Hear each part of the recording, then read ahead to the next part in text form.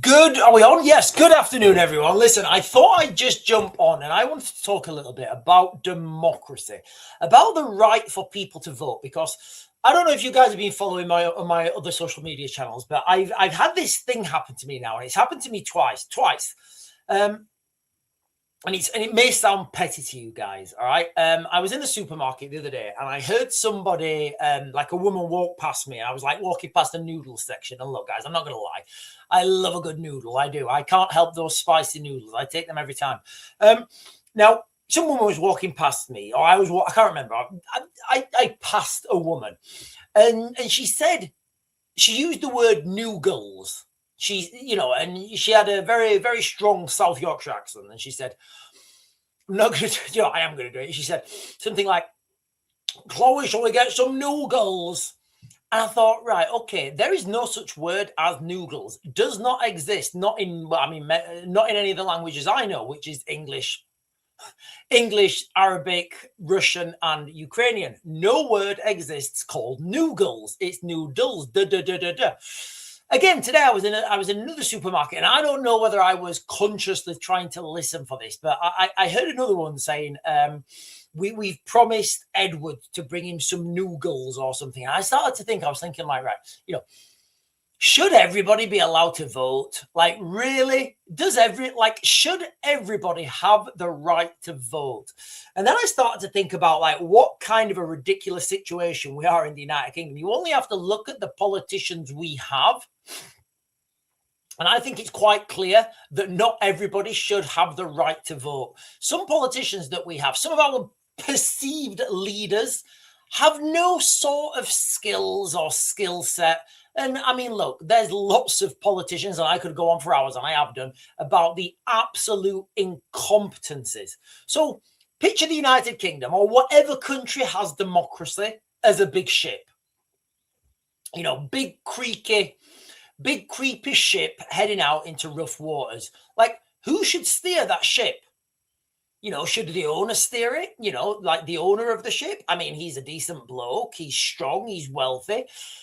But he's a bit short-sighted. He's hard of hearing, and he doesn't really know the first thing about navigation. Okay, so maybe not the owner.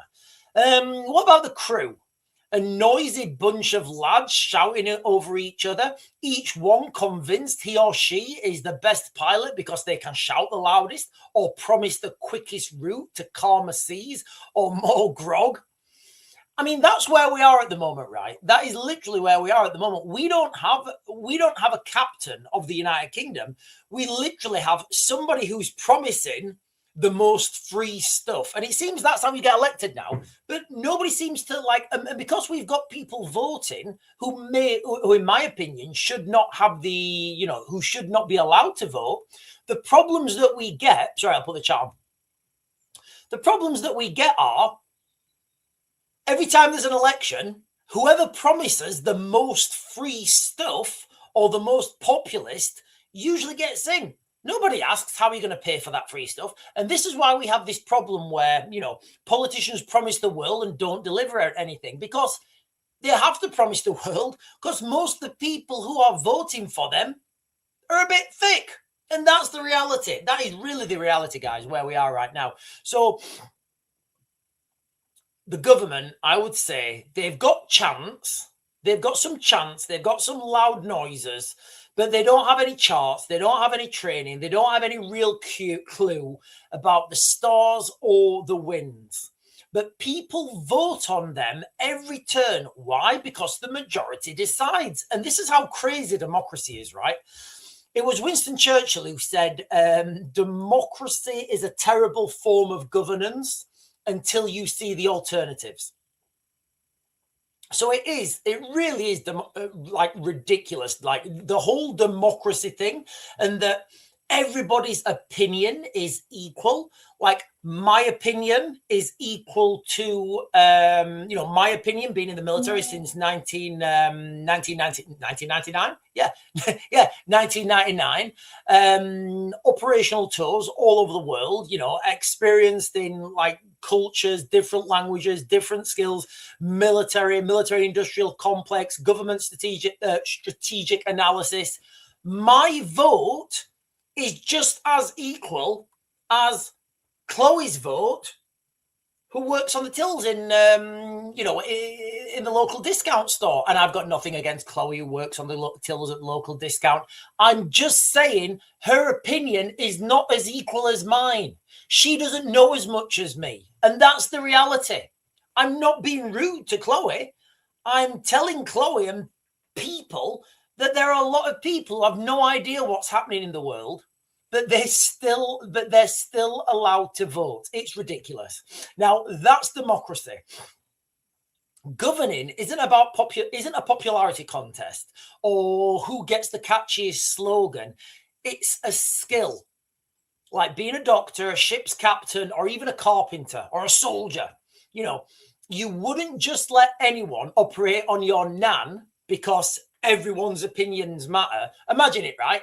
Imagine imagine you go to your your nan needs your nan needs an operation, and it's quite a technical operation, and you're like, oh god, well, we've got all these people here. We don't know if they're doctors. We don't know how good they are. We're just going to put it to the vote, right? And and they're going to give a catchy slogan. You're going to look who looks the best on camera, and then you're going to vote for that person to do an operation on your nan. And David Lammy turns up with a scalpel and a stethoscope. Yet when it comes to running the police, your schools, your roads, your wars, your taxes, you hand the tiller to literally anyone who can fog the mirror. Birthright voting is ridiculous, guys. It's absolutely ridiculous. There should be some sort of checks and balances on who can vote. And I think you should at least meet a certain threshold. You should. I think you should meet a certain threshold. If you're paying tax, that would be a good one, right? If you're paying tax, that should be, if you don't pay tax, I think that should be a good threshold. If you're trying to do any threshold that can be, exercised, why not? Why not? Right. If you're paying tax, you get to vote. If you're not paying tax, you don't get to vote. You see where I'm going here, guys? Because now you would have a country that's, because the people that are paying the tax, guess what? They are the ones that are paying the bills. And of course, not everybody's going to, and I don't think it's fair that everybody should have military experience, work overseas, know foreign languages, understand different cultures. But, I think we should have some sort of minimum standard for voting, right? Does it not make sense to have some sort of minimum standard? And I think that minimum standard should be at least, you only get to vote if you've paid tax if you've paid tax that whole tax year, right? So like, I don't know, whenever the elections go from, if you've paid tax for that whole time since this government's been in power, you should get the right to vote. Because then what happens? The people who are paying the bills, they get to guide the ship. And I think that's better than people who just want free stuff, right? Or am I wrong? Maybe I'm wrong. Maybe we should just hand the country over. Maybe we should just say, right, if you're paying tax, you don't get a say. We are going to ask the people who stay at home, don't work, don't do anything. We're going to ask them how to run the country. Can you see why we're heading to such a bottomless pit? It is crazy, guys. Now, here's the bit that really worries me. Democracy can be so charming. It can, full of color, full of variety. Everybody's equals and unequals, all treated the same. Everybody gets the same vote. Freedom everywhere. Everybody's free. We're all the same. We're all equal. Are we really equal? Do what you like, say what you like, desire what you like. No one tells you what to value. Teachers fear the pupils. Parents fear the children. The young mock the old, and the old flatter the young just to stay relevant. Laws, they become optional, suspicious. Everything's up for grabs. At first, it's liberating. It is. At first, it's liberating. But unchecked freedom breeds chaos. And when chaos gets bad enough and those bills pile up, because that's what's happening now with the United Kingdom, we are just creating bills and bills and bills. We've got a 22 billion black hole. We've now got a 50 billion, 100 billion. Like, these are arbitrary numbers now, and they don't even mean anything. But when these bills pile up and unchecked freedom breeds chaos, the streets start to feel unsafe. The promises ring hollow. The promises now from anyone are just hollow, right? You know, Farage is going to say X, Y, and Z when he stands for the election the next time, and he may or may not be, he may or may not be sincere. I think he will be sincere, actually. But I don't think he's going to get that because of the way the system works, because anyone can vote. Someone who says, I'll sort this mess, trust me, I'm a protector, I'm your savior. And that's the problem. That's how democracy gives birth to tyranny. Not overnight, but slowly. The people hand their power to the very demagogue who flattered them the most. I'm going to give you free money, more money. I'm going to give you free this, free that. Okay, who's asking where this money's coming from? Oh, we'll just raise taxes. Okay, then those people are going to go. You won't have the money to fund what we've got. And what we did have, we won't have that anymore because the people who did fund it, they've gone. Yes, but I'll be in power for 4 years and yeah, that's the problem. The people who flatter the most, who promise them everything, who play on their fears and their wants, then proof freedom has gone. That's where we are right now, guys, with democracy and the absolute downfall. And I'm not saying throw democracy in the bin. I'm not, because I do think it has its merits. It's a fragile tool, and right now I feel it's already broken. You only have to look at some of these elected mayors, councillors, politicians to understand that voting is not working. It only works if the people who are voting are educated, virtuous, and wise enough to choose and understand what is good. If you don't understand what's good and you just want free TVs, and more money, then you're going to actually get less. Because in the long run, when you're voting for these politicians who are saying, oh, we're going to give you free stuff, we're going to give you, we're going to give you more money to stay at home and do nothing. Like what we're seeing in the United Kingdom, 45 millionaires a day were leaving last year. Those people are not paying tax now because they've gone. I would argue giving more money away is giving people less money, because those people who've now left, who are footing the bill, they've gone. So where's this money coming from? So people need to choose what's good. People need to be educated into see what's good. Otherwise, it's a lovely idea that slides downhill from aristocrats to oligarchs to tyrants. That's literally where we are right now. And I do think, I do think we could be heading towards the tyrannical state of the United Kingdom. Right, listen, guys, I just wanted to jump on here and do a little bit of a thought experiment. I'll get some comments on the chat. I'll get some comments on the chat. Trevor is saying, if you have a far left government, then no protest, no matter how big, will stop them. 2003 proved that. I think you're talking about the war in Iraq. Debbie, oh no, Zoe's talking to Debbie. Joshua Harrison is saying, I think we've already handed over our country. Yeah, exactly. Look at West Midlands Police, perfect example.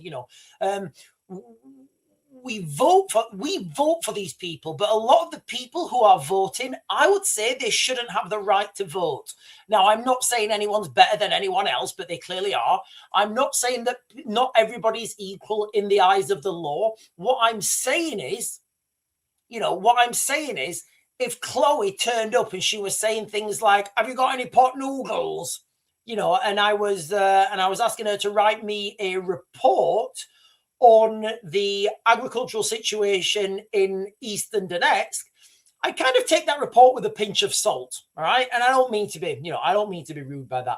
I think there should be at least a minimum standard for voting. And I think that minimum threshold should be, if you've paid tax, if you've paid tax your whole, that whole election cycle, basically, if you've paid tax every year, whatever that is, then you get to vote, right? If you've not paid tax, then I don't think you should get to vote. I think that's simple. The Watchman is saying, I didn't vote. I'm not even going to vote next time around. Reform is becoming a joke. May as well call themselves New Conservative. Newcon. Ridiculous. Zoe's still talking to...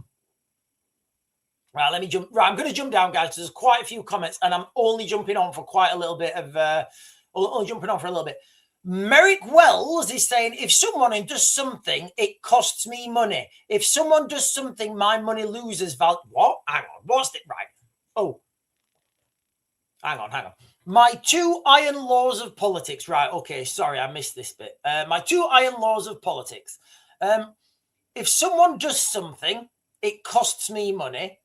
If someone does something, my money loses value.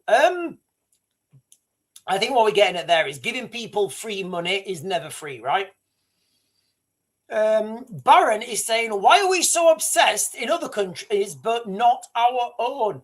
Listen, I would love to know that. I would love to know that answer. I would love to know why we are so obsessed with Ukraine's border. I would love to know why we're so... Look, guys, when I talk about Ukraine, I've got friends who I consider family who live in Ukraine. It's a country that's been very good to me. I've had a lot of money out of that country. It's earned me a lot of money. It's kept me going for quite a while. I'll be quite clear. I don't know the answer, Baron. Baron is saying, why we're so obsessed in other countries but not our own, in the context that why are we so obsessed in Ukraine's border integrity. I got there in the end. I totally understand how I will not mispronounce a word, especially not noodles.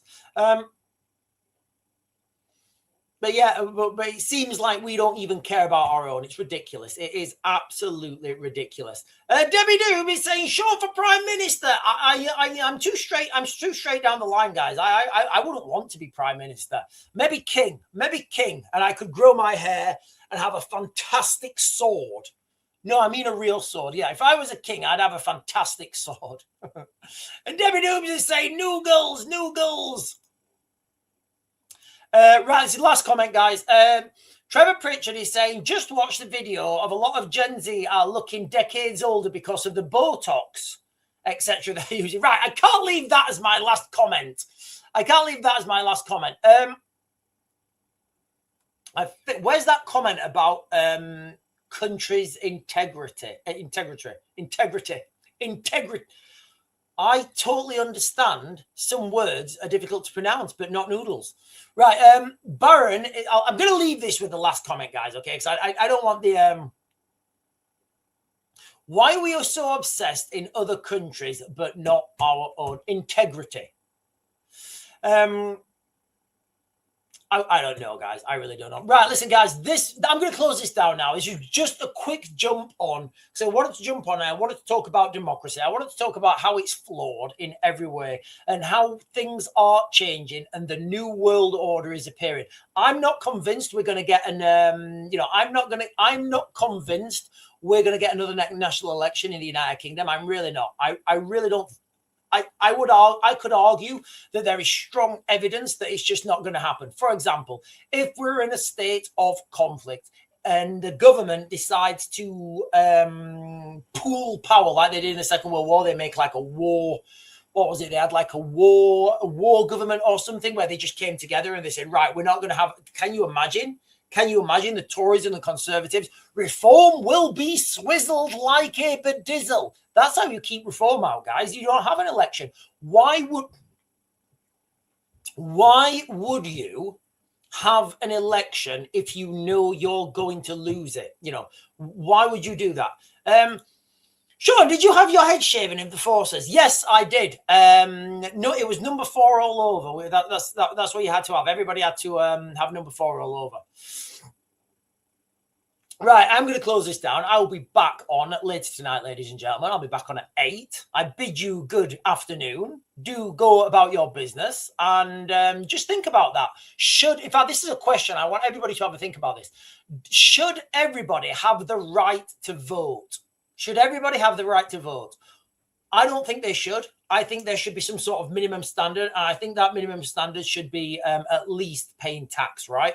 Because then the people who are paying the bills, they get to decide where their money's spent.